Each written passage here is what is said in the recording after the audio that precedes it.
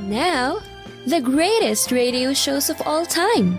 Suspense. The Shadow Node. Washington calling David Harding, Counter Spy. Classic radio theater. The Great Gildersleeve. Fibber McGee and Molly. Dragnet. Gunsmoke. The Lone Ranger. Now, step back into our time machine with your host, Wyatt Cox. Good evening, friends of the Inner Sanctum. We start off this hour with comedy, Eve Arden and Our Miss Brooks. This goes back to May 15th, 1949, and it's Friday the 13th. At least it is for Mr. Conklin, and he's the one who's truly going to pay. Palmolive Soap, your beauty hope, and Luster Cream Shampoo for soft, glamorous, caressable hair bring you Our Miss Brooks, starring Eve Arden.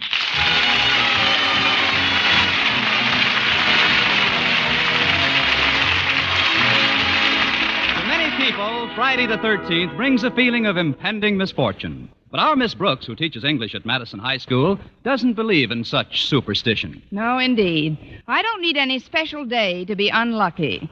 In fact, ladders shy away when I come near them, and every mirror in the house has 7 years bad luck, because I'm always broke. Last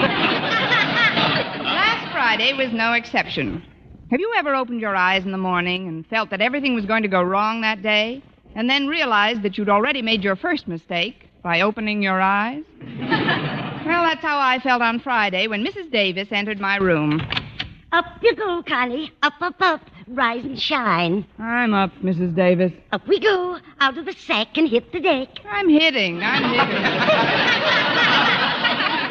When you're down and out, lift up your head and shout, it's going to be a great day. Well, I'll try it. It's going to be a great day. It's going to be nothing, and I know it. Why, Connie, I'm surprised at you. You're not nervous about it being Friday the 13th, are you? Oh, certainly not, Mrs. Davis. Well, I am. And so is Minerva. The cat? Yes, especially after what happened to her this morning. What was that? A black dog crossed her path. Now, cheer up, Connie. You'll feel better when you've got a nice breakfast under your belt. Breakfast. Yes, that should help. Then you'll go to school and you'll see your pupils and your friends on the faculty. Yes, that'll be nice. And your principal, Mr. Conklin. There goes breakfast. Mrs. Davis, I think you have just psychoanalyzed me. The reason I never want to get up in the morning is that I'm afraid to face Mr. Conklin. You may not believe this, Connie, but he's probably just as afraid to face you. It's like my brother Victor's experience. You remember me talking about Victor, don't you? He's the absent-minded one. Yes, I remember him, Mrs. Davis. Of course, he's not as absent-minded as my sister Angela. She's really a case. Yes, I know. But about your brother. My brother? Victor. Victor? What about Victor? You started to tell me about his experience. Oh, yes, he's had a lot of experience. Well, I'll fix some breakfast now. Please, Mrs. Davis, drop the other shoe. You know, your brother Victor had an experience which had something to do with my being afraid to face Mr. Conklin. Oh, that's right. Well, Victor was terribly afraid that a certain dog in his neighborhood would bite him if he ever got too close to him. But the psychiatrist who took care of Victor explained that the dog was probably afraid that Victor was going to kick him. And? After a couple of months with a psychiatrist, my brother went right into that dog's yard, and they stayed there together for over an hour. Really? What did they do? They just stood around biting and kicking each other. Fortunately, a policeman came by and stopped it. Yes, that was fortunate. Your brother probably couldn't have taken much more of that kicking. But, Mrs. Davis, I'm afraid my trouble with Mr. Conklin isn't merely psychological. Whenever we get together, little accidents keep occurring. Accidents? Yes. Ink spills on his shoes, flower pots fall on him.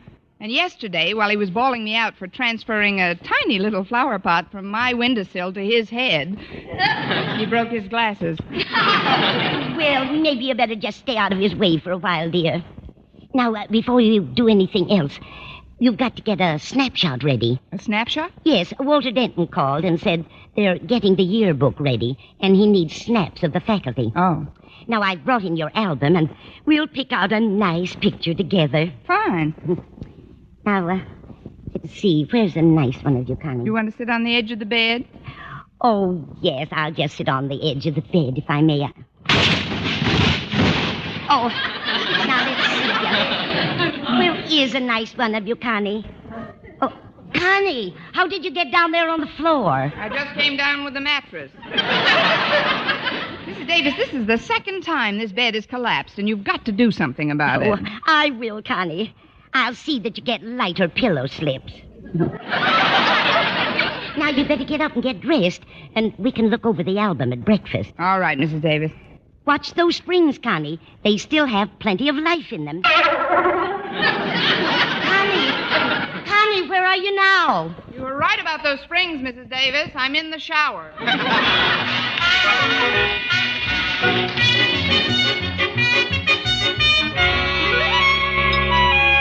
Now we'll just push the breakfast dishes to one side. There.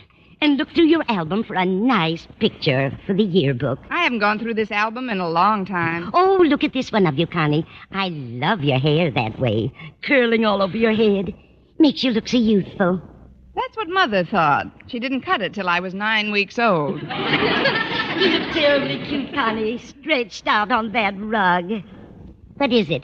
Bearskin? We certainly are. I don't think that would be the ideal picture for the yearbook, Mrs. Davis. Too dressy. Oh, here's one taken at the beach. My, what a stunning bathing suit. That's my French model bathing suit. It was taken at Lakeview Beach last summer. And those sandals are exquisite. Such a pretty design. That's all handwork in the front, isn't it? Sort of. Those are Blue Jay corn plasters. I'd better get ready. Walter Denton and Stretch Snodgrass should be picking me up any minute. Oh, they're such nice boys. But you know, Connie, I can't help but feel sorry for Stretch. He's a wonderful athlete, I know, but honestly, for a 16-year-old boy, he has the mind of an 8-year-old simpleton. Oh, that isn't fair, Mrs. Davis. Stretch has every bit as much mentality as a 16-year-old simpleton. Well, somewhere along the line, that boy's mental development has been arrested. Arrested? It's been sentenced and shot. Now, if you'll put away that album... Oh, just a minute, Connie. Has Mr. Boynton never seen you in it? In the album? No, in the French bathing suit you're wearing in the snapshot. Why, no. I don't believe the bashful biologist has seen me in that. Well, he should. That would take his eyes off his frogs for a minute. Now, let's take this picture out of the album so you can give it to the boys when they get here. Oh, you're joking, Mrs. Davis. If Mr. Conklin saw a picture like that in the yearbook, steam would shoot through the top of his head. Oh, I don't mean the whole picture, Connie. I've got these scissors here to cut off your head. That's all they'll need for the book. There we are. Here's your head, Connie. Just in time, Mrs. Davis. Now I can finish my coffee. That was very nice. Oh, would you mind answering that, Mrs. Davis? I'll go get my hat and bag and put the finishing touches on my face. Very well, Connie. Hiya, Mrs. Davis. Hi, Mrs. Davis. Hello, Stretch. Walter, come in. Miss Brooks will be with you in a minute. She's just putting her face on. Oh, we're in no hurry. Say, what's that picture you got in your hand? This is Miss Brooks. Let's see. Gosh, now I know what you meant when you said she's putting on her face. Yeah, where's her head, Mrs. Davis? Her head? Oh, she's probably got that in her purse. Oh. Her purse? How can she get along with no head? Coming from you, Stretch, a question like that could be very embarrassing. Apparently, this picture's been torn, Mrs. Davis. Naturally. You said you just needed a snapshot of Miss Brooks' head for the yearbook, Walter, so we snipped that part off for you. Oh, I get it. But, Mrs. Davis, could we have this lower part of the snapshot, too? Well, I don't see why not, Walter. When you get through with the yearbook, you can paste both parts together again. Gosh, if I may say so, Miss Brooks' figure sure looks beautiful in a bathing suit. Especially in that one, Walter. That's a French bathing suit. Yeah. How do you like it, Stretch? Well, I don't know. I don't understand French so good. Well, neither do I, why, but in this case, all you gotta do is read between the lines. Yeah. Want me to carry the snapshot for you, Walter? Oh, no, thanks, Stretch. It's not heavy. Well, I see I have two chauffeurs today. Hello, boys. Hi, Miss Brooks. Oh, Stretch picked me up today on account of I had a little trouble with my clutch. What kind of trouble, Walter? I lost it. You lost your clutch? Oh, yes, ma'am, but I'll find it all right. It can't be much more than a block away from where the emergency brake fell off. That's probably just a stone's throw from the motor. Oh, before I forget, here's a snapshot for the yearbook. Snapshot of who? Oh, this is your face. Oh, thanks, Miss Brooks. Well, we better be going if we're going. Yes, it's getting late. Now, remember what I told you, Connie. Be sure and invite Mr. Boynton to take you swimming soon so we can see you in a bathing suit. Please, Mrs. Davis, if Mr. Boynton wants to take me swimming, he'll take me swimming. I'm certainly not going to do anything about suggesting it to him until lunchtime. Well, we better step on it. We got to pick up Mr. Conklin on the way to school. Mr. Conklin? Yeah. Harriet called me and told me that her mother had to take their car downtown early this morning, and she was counting on me to pick them up. But if I'd known that, I would have gone to school on my pogo stick. So would I have. But we can't let Walter down now, Miss Brooks. Besides, Mr. Conklin isn't so bad. For all we know, he's just as nervous about us as we are about him. Stretch, you're not related to Mrs. Davis's brother Victor, are you? No, I guess you just take from the same psychiatrist.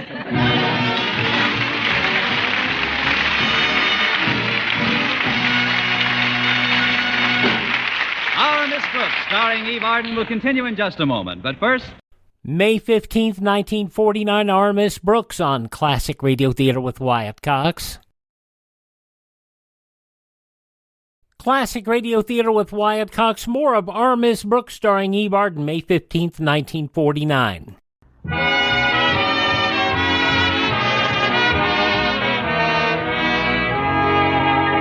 As our Miss Brooks and the boys are on their way to pick up Mr. Conklin, let's look in on Madison's beloved principal as he and his daughter Harriet are finishing breakfast. Well, Daddy, how did you like your breakfast? It was very adequate, Harriet. Now, if you'll hand me my hat, please. Here you are, Daddy. Thank you. It's a brand new one. How do you like it, my dear? Well, it isn't very colorful, is it, Daddy? Very few black Homburgs are. This suit is also new. It's the latest thing, black shark skin. You like it? It's real chic, Daddy. Of course, this tie may be a trifle loud with it. It's midnight blue. Do you think it's too loud, Harriet? I can't hear a thing, Daddy. I mean, it looks fine. This is the outfit I had my picture taken in, the one that's pinned on the bulletin board.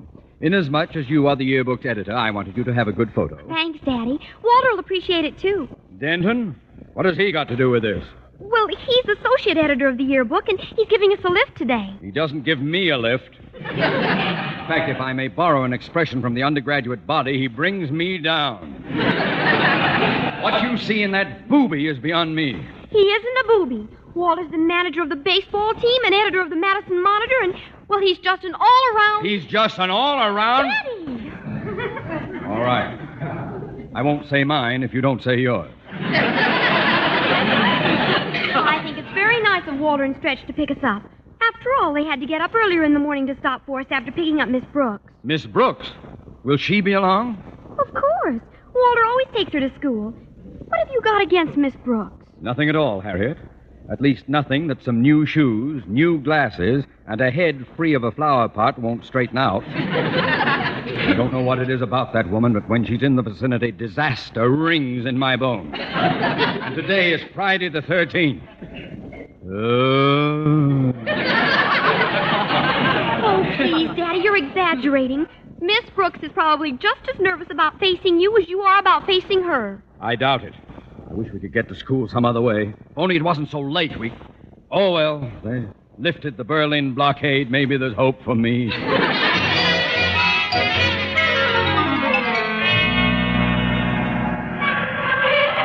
Mr. Conklin's house. Is he still sore at you, Walter? Yeah, but I just can't seem to put my finger on the reason. Well, lately, Mr. Conklin looks upon me with the, Would repugnance do it? Is that bad? Very bad. Then that would do it. That's why I wrote the speech when I knew we were taking him to school. Speech? Yeah.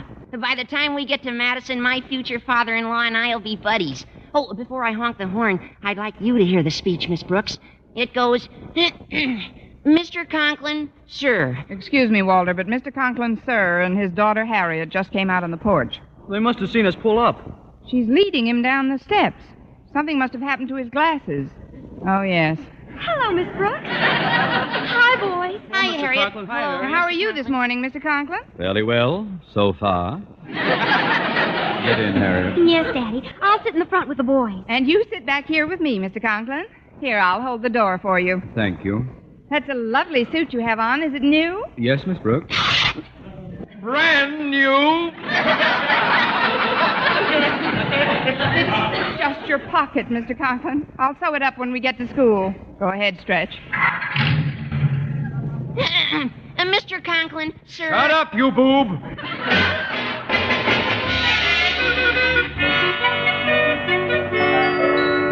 Well, I fixed Mr. Conklin's suit and unruffled his feathers when we got to school. And by lunchtime, I was beginning to lose some of my feeling of foreboding, especially since Mr. Boynton had invited me to the cafeteria for lunch. Remembering Mrs. Davis's advice, I thought I'd try and get Mr. Boynton to ask me out swimming so I could show off my French bathing suit. I was extremely subtle about it. Did you enjoy your lunch, Mr. Boynton? Oh, very much, Miss Brooks. Me too. Let's go for a swim.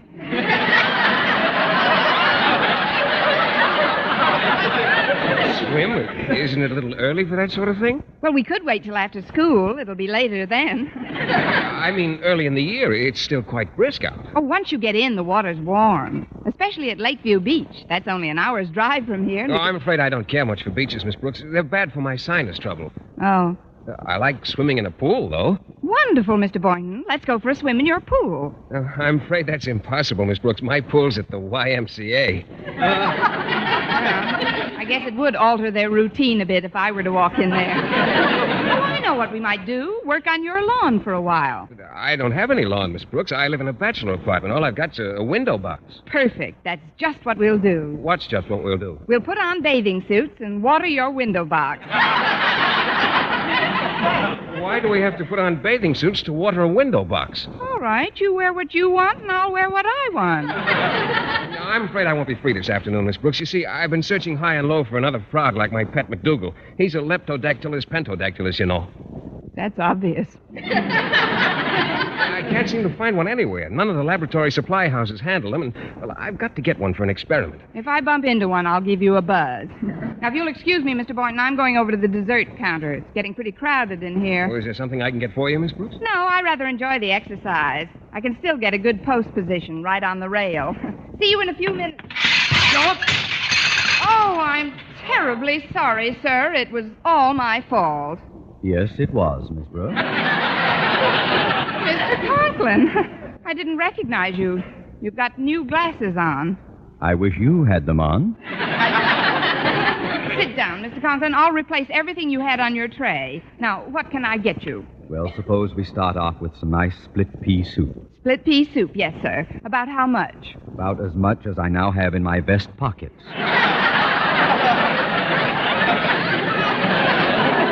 And Miss Brooks, after you've served me and before you go back to your classroom, stop at the bulletin board, will you? The bulletin board? Yes. There's a picture of me on it, and I'd like you to see just how this suit looked before I met you.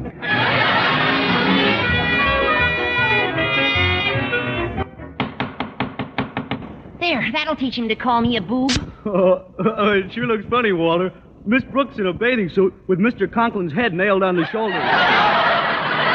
But this won't get Miss Brooks in trouble, will it, Walter? How can it get her in trouble? These could be anybody's legs. Anybody but Mr. Conklin's, that is. Let's get out of here, Stretch. Somebody's coming. Okay, but I'd sure like to see Mr. Conklin's face when he spots his picture. Well, here's the bulletin board, Mr. Boynton. Mr. Boynton, do you see what I see? Yes, I think so, Miss Brooks. Is this the suit Mr. Conklin wanted you to see him in? That happens to be me, Mr. Boynton. It was taken at Lakeview Beach. You? Well, that must be a pretty old snapshot. Frankly, I like you better without the mustache. Thank you. I'm a lot less bald now, too. Those darn kids must have put my picture over Mr. Conklin's for a rib. But if he finds out this is my picture, he'll take my head off permanently. Maybe we will drive to Lakeview Beach this afternoon. First, I better get this picture down, Miss Brooks. They didn't use thumbtacks. These are real nails, and they're hammered way in. Oh, I'd better find a hammer to pick them out with. Come on, Mr. Boynton. The keys to the supply room are in Mr. Conklin's office. Here's his door, Miss Brooks. I'd better knock. Oh, don't bother. Mr. Conklin must still be at lunch. You wait here, Mr. Boynton. I'll go in and get the keys. How do you do?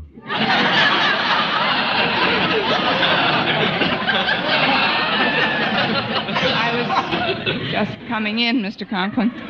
I was just going out, Miss Brooks. I thought you were still in the cafeteria. I wish I were. May 15th, 1949, our Miss Brooks on Classic Radio Theater with Wyatt Cox. The conclusion follows these important messages from your favorite radio station.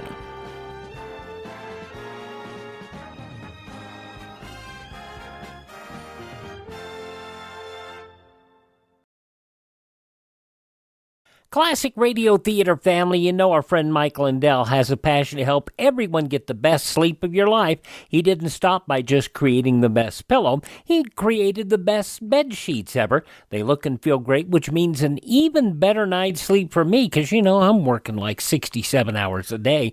Now, Mike's offering the best deal on his Giza Dreams bed sheets ever. You can get a set of Giza sheets for as low as $29.98. You'll never want to sleep on anything else once you slept on a set of Giza Dream sheets. A special offer for you right now. You can get a set of Giza sheets for as low as $29.98. Call 1-800-928-4715. Use the promo code Wyatt. Or go to mypillow.com, use the promo code Wyatt. It's good on anything on the website. That number again, 1-800-928-4715. Use my promo code Wyatt.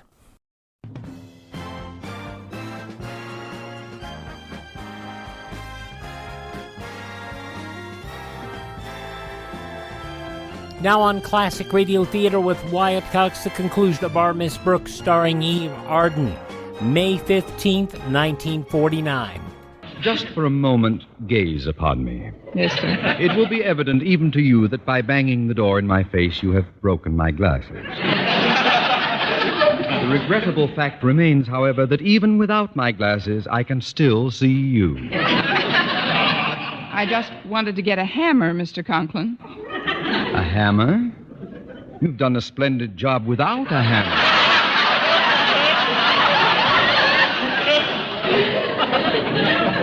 Miss Brooks, call me a foolish dreamer if you will, but somehow I had hoped that today's pocket-ripping and soup-spilling incidents would appease your voracious appetite for mayhem. But no, for the second time in a few days, you have shattered my glasses. Please, Mr. Conklin, I can't stand this war of nerves. If you hold me responsible for those accidents, why are you so restrained? You've got high blood pressure, use it. I mean, give me a good, loud dressing down and get it out of your system. Miss Brooks, such crude behavior would be unbecoming to the principal of a high school. To lose control in the presence of others is to betray ill breeding. Now then, would you be good enough to excuse me for a moment while I walk over to the closet? Of course, Mr. Conklin. Thank you, my dear.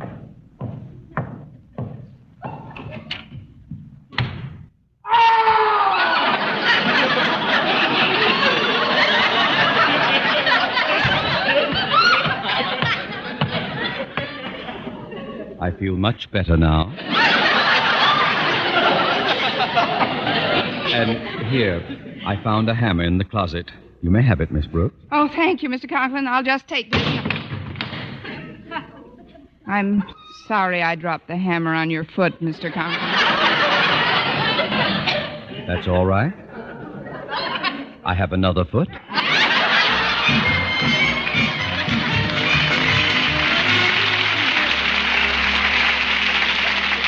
Oh, Miss Brooks, could I see you for a minute? Why, Stretch, school's been out for 10 seconds. Why are you loitering in the hall? Oh, I've been looking for you, Miss Brooks. I even asked Mr. Conklin if he knew where you were. But a funny thing, the minute I mentioned your name, he ran into the closet. Yes, I know. Why did he do that, Miss Brooks? Quiet, Stretch.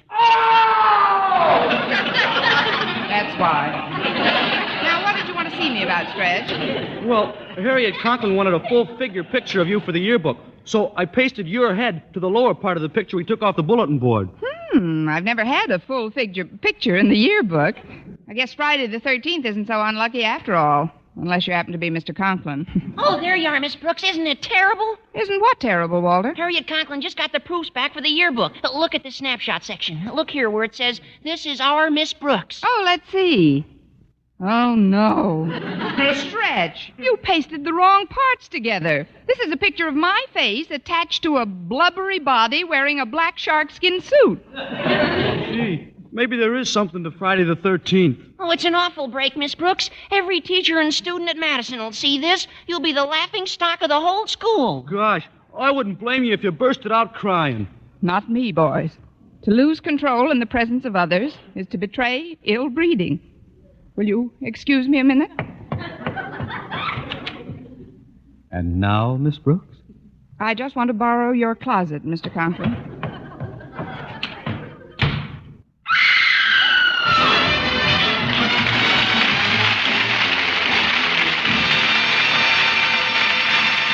Well, it looked as if the day might end a little better than it began when Mr. Boynton took my arm as we were leaving the school and said... Let's hurry, Miss Brooks. I'd like to get to Lakeview Beach while the sun's still out. Oh, fine, Mr. Boynton, but let's stop at the house and pick up my French bathing suit. Oh, you won't need a bathing suit, Miss Brooks. And why are we going to Lakeview Beach? Because of that picture of you on the bulletin board. We've got to stop at the same spot where that picture was taken. But why? Well, I noticed in the snapshot there was a leptodactylus pentodactylus frog right near your left foot. Well, if you don't mind, Mr. Boynton, I'd still like to pick up my bathing suit. For what? If it fits the frog, you two can go steady. Next week, tune into another Our Miss Brooks show brought to you by Palmolive Soap, Your Beauty Hope, and Luster Cream Shampoo for soft, glamorous, caressable hair. Our Miss Brooks, starring Eve Arden, is produced by Larry Burns, written and directed by Al Lewis, with music by Wilbur Hatch. May 15th, 1949, Our Miss Brooks on Classic Radio Theater with Wyatt Cox. Now on Classic Radio Theater with Wyatt Cox, Part 2 of the 5-part Yours Truly Johnny Dollar story, The Medium Well Done Matter, originally broadcast May 15th, 1956. From Hollywood, it's time now for... Johnny Dollar. Randy Singer at headquarters, Johnny. Oh, hi. More information on Tony Ricardo? Only what I told you before. Look out for him. Randy, that doesn't sound like anybody that a gal like Carol Sharp would be associated with. Who knows? For a cut of her money, most anybody'd be willing to act like a nice old coot. Till he got his hands on it. Yeah, I know what you mean. But now I thought you were going to set up a seance for me. Or couldn't you find a crystal ball? I'm working on it. I'll call you. Yeah, do that.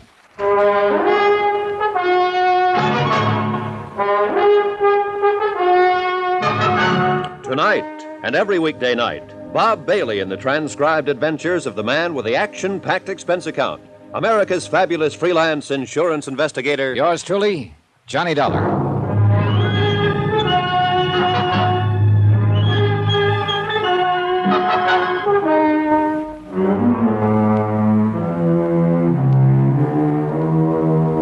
Expense account submitted by Special Investigator Johnny Dollar, location New York City, to the Universal Adjustment Bureau, Hartford, Connecticut. Following is an accounting of expenditures during my investigation of the matter of the medium. Well done.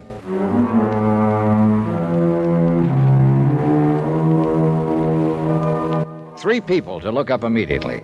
First, Carol Sharp, wealthy heiress who insisted on a funny change in the beneficiaries of a whopping big life insurance policy. Second, a questionable character named Tony Ricardo, who was scheduled to be one of those beneficiaries. Third, in the same category as Tony, one Madame Celia Morgana, a self-styled psychic medium. Instead, I huddled with Tommy Green, the broker who handled Carol Sharp's policy. But you haven't even seen Carol yet? Nope. Johnny, I can't stall off changing the beneficiaries of her policy much longer. You've got to do something about this. Because you don't like mediums? This one is a fake. Or you don't like playboys with foreign names? Listen, Johnny, I'm afraid that once she names them in her policy, her body will suddenly turn up floating around somewhere in the East River. But what if I find they're okay? In spite of the opinion of Sergeant Singer of the NYPD. What did he say? Oh, not much. But he hinted that when I meet Ricardo, I'd better be carrying a gun. Well, don't you see? That's exactly what I'm driving at. As for the medium, well, Tommy, you know as well as I do, there are a lot of perfectly legitimate, honest spiritualist churches all over the country. Believe me, Johnny, if this one ever saw the inside of a church, it'd be a miracle. She's a fraud. How do you know? Ever met her? I know how these phonies operate. Ever met her? No, I haven't. I haven't the least idea where to look for her. That's why I sent for you. But you haven't even seen Carol yet. Now, look. Tommy, I've taken a place in her apartment hotel, the Bell Towers. Oh, you expense account boys. And I'll meet her as soon as I can, in my own way. Meanwhile, I want you to do something for me. It'll help to get things moving, anything. Find out some more about the beneficiary she wants to cut off. Her mother and 2 brothers out in Mauchunk, Pennsylvania. Find out how they're doing financially, among other things. How, Johnny? Hire another investigator? I take it that you don't want them to know about it. Well, why don't you cook up some kind of a news item about Carol, the local girl in the big city, and phone it into the local newspaper editor. Those small-town papers love that sort of stuff, and the editor will probably talk his head off about the family if you encourage him a bit. What kind of a news item? Oh, anything that's harmless. Sounds like something you'd be better at than I am. Tommy, I've got other things to do. Plenty. Armed with the snapshot of Carol, I took a cab to the Bell Towers. And I hoped that somehow, and without making it too corny or obvious, I could figure a way to get next to Carol Sharp. As it turned out, it was both corny and successful. You see, the automatic elevator in the towers is a slow one. Will you push the button for 12, please? Oh, surely, miss. I'm only going to the... What's the matter? Oh, I'm sorry. Here, I'll push No, it. no. I beg your pardon. I'm sorry, but I can't believe this. Unless I'm psychic. Now, look, mister, this city is too big and sophisticated for... Is something wrong with you? You did want to get off on the 10th floor, didn't you? Yes. Yes, I did. Well, we're here. Floor 10, so... Mister, did somebody hypnotize you? Yes. No. Oh, please, miss, excuse me. It's just that I can't believe... Oh, I'm terribly sorry. Well, when I was a kid, I used to have a dream over and over again about a beautiful girl, and her name was Carol. What? The same dream over and over, and it startled me just now because you look just like she did. Oh, but it's all nonsense, and I know it, and I apologize. Carol, did you say? Yes, but it was just a dream, and probably I just imagined that you resemble her, and I'm terribly sorry. I know what this must look like to you. Yes. Like a veridical dream. What? A truth dream. It's a psychic phenomenon. Oh, that. Well, I'm sorry, but I don't believe in that sort of stuff. Oh? Well, it just happens that there are thousands of cases on record, and by people of reputation and responsibility. Oh, sure. But now, excuse me, and again, I want to apologize for this, this embarrassing moment. Goodbye. I could see over my shoulder that she left the elevator door open until I'd gone into my suite across the hall. I sat down next to the broad window overlooking the East River, crossed my fingers, and waited. 10 minutes. 15. Hello? Mr. Dollar? Yes, who's that? This is Carol. What? Your dream girl? Hello? Oh, I get it. I made a fool of myself in the elevator, and now you're rubbing it in. No, I didn't mean it that way. I hope you don't think I'm being forward, but I'd like to talk with you. About your dream, I mean. What's that mean? And I was afraid you thought I was trying to pull a fast one in the elevator. But, how did you know who I am? I just asked the desk clerk who was in 1013. My name is Carol Sharp. Then it really is Carol. Well, that's amazing. That's why I want to talk to you. Well, there's a nice cocktail lounge downstairs. In half an hour? In half an hour. Bye. Dollar, you are a fast one. Now, let me see. Johnny Dollar. Randy Singer. Yeah, I want to know. Well, what's the matter? After what I've been talking to, this is a come down. Now, what are you Oh, you met Carol Sharp, Sure huh? did. Uh-huh. Oh, look, I've set up the seance I promised you. Still want it now that you've met the girl? Sure. I want to find out what this stuff is all about, how those people operate and so on. Want to pick me up here at the towers? Why don't you meet me here at headquarters, and you can look over the file on Tony Ricardo. Good idea. I'll be clear any time after 6. Better make it around 7. I've got a date for cocktails. Are you in town on a case, or... With Carol Sharp. You lucky dog. See you later.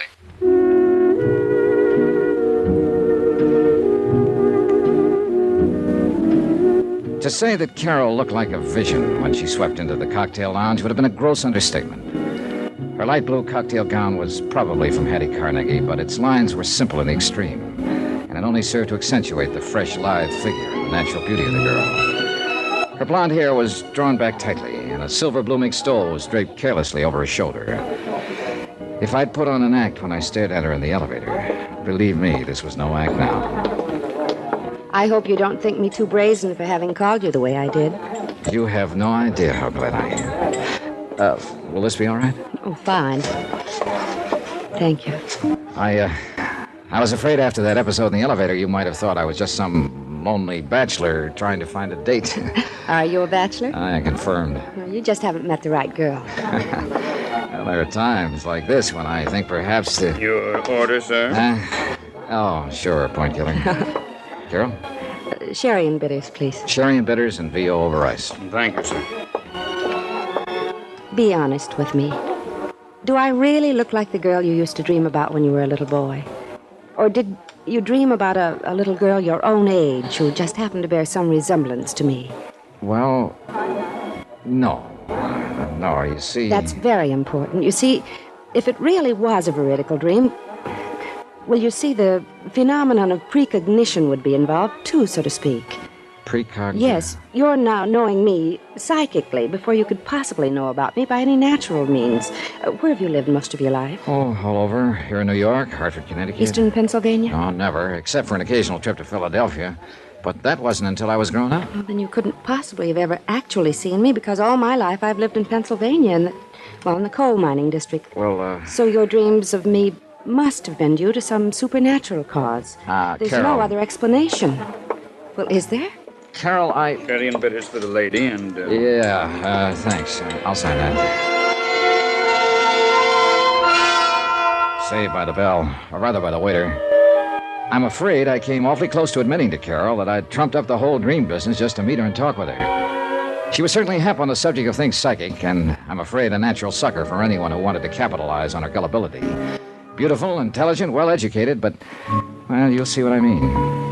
And although it's a terrible strain on her, these deep trances, I've received messages through her, Johnny, from my father. Through this medium? Yes, Madame Morgana. And your father's dead? He died 3 years ago. Carol, are you sure about those messages? Oh, yes, Johnny, I'm sure. That's why I want you to go and see these things for yourself, will you? Will you go to her with me? Now, don't swing at me, but at this point, I think I'd go anywhere with you. Johnny, I'm serious. I want to tell her about you anyway, and the veridical dreams. Well, all right. When? I'll call her tonight, and perhaps we can see her tomorrow night, all right? Yeah. Carol, I don't want to seem suspicious, but, Yes? Don't tell her anything about me, except that you're bringing me along. Oh, no. No, of course not. She wouldn't let me anyway. That's the way the fraudulent mediums work. Oh? There are frauds among them? Oh, plenty of them. You know, they get the information from some mutual friend and pretend they're getting it from a supernatural source. And she doesn't. I'm sure of it.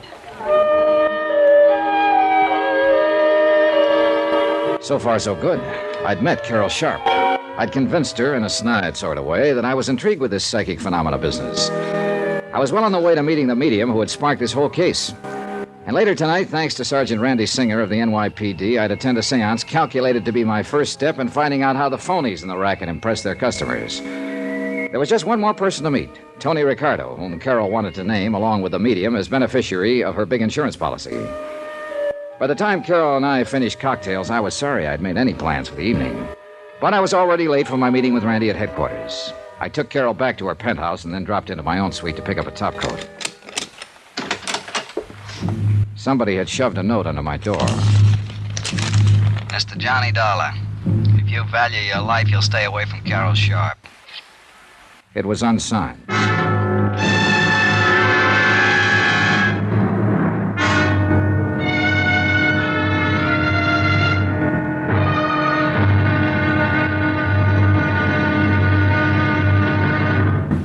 Now, here's our star to tell you about tomorrow's intriguing episode of this week's story. Tomorrow, I find out a thing or two about a killer and about a medium not so well done.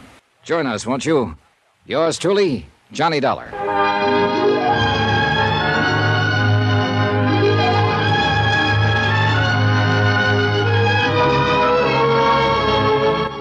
Truly, Johnny Dollar, starring Bob Bailey, is transcribed in Hollywood.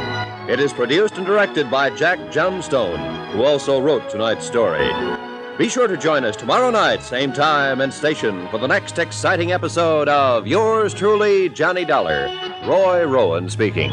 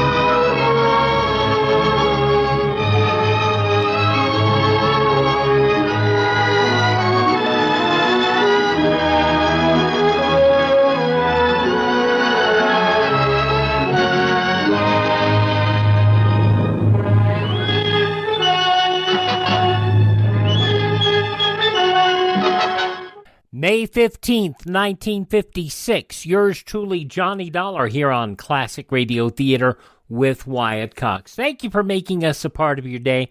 Thank this station, support their advertisers. Their kindness allows us to be with you each and every time you roll around here on your favorite radio station. Now, if you miss a day, you don't have to miss a single show. All of our shows are available at classicradio.stream. Classicradio.stream.